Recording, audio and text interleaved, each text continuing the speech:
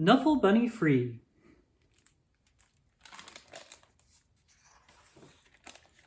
An Unexpected Diversion by Willems. One day, not so long ago, Trixie took a big trip with her family. They were on their way to visit Trixie's Oma and Opa in Holland. Holland is far away. So that meant taking a taxi to the airport, waiting in line, watching Knuffle Bunny go through the big machine, waiting some more, and finally getting onto a real airplane.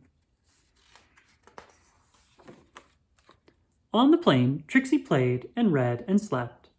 Before she knew it, the plane had landed. Trixie and her family left the airport and got on a train to go to Oma and Opa's house. Oma and Opa were so happy to see Trixie. Soon, Oma and Trixie were drinking cold glasses of chocolate milk in the garden. Suddenly, Trixie realized something. Trixie didn't tell her daddy that Knuffle Bunny was gone. She didn't have to. Trixie's daddy called the airline and asked them to look for Knuffle Bunny on the plane. But the plane had left for China. China is very far away.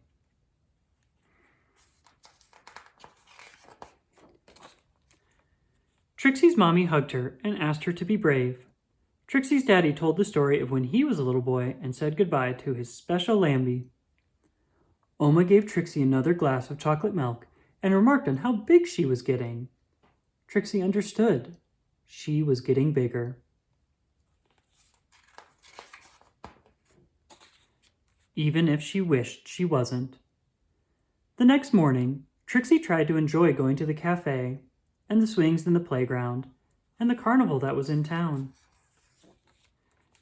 And while the whole week was filled with fun things like eating French fries on the street, visiting real windmills, and feeding the ducks, Trixie was still sad.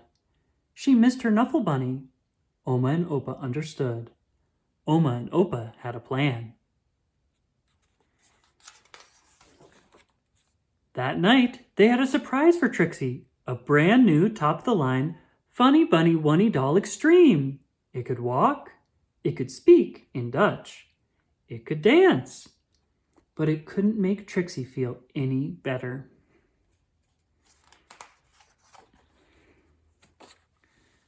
Trixie was sure that she wouldn't be able to sleep another night in a strange bed without her Knuffle Bunny, but before she knew it, she was dreaming. She dreamed of Knuffle Bunny and all the places he would visit. She dreamed of all the children Knuffle Bunny would meet. She dreamed of how Knuffle Bunny would make them feel better. The next morning, Trixie felt better. Trixie had a big breakfast. She played with Oma on the playground swings. She even tried a sip of Opa's coffee at the cafe. It was a great day. Before she knew it, the trip was over and it was time to go home. Trixie hugged Oma and Opa as hard as she could. Then Trixie and her family got back onto the train and back onto the plane. Wah! And listened to the crying baby as the plane lifted off. But can you believe it? Right there on that very plane, Trixie noticed something. Knuffle Bunny! Trixie was so happy to have Knuffle Bunny back in her arms. Wow! Happy enough to make a decision, Trixie turned around and said, "Would your baby like my Knuffle Bunny?" "Really?" asked the baby's mother. "Really?" asked Trixie's daddy. "Really?"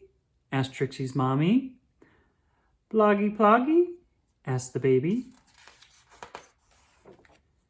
"Really," said Trixie. She was big enough.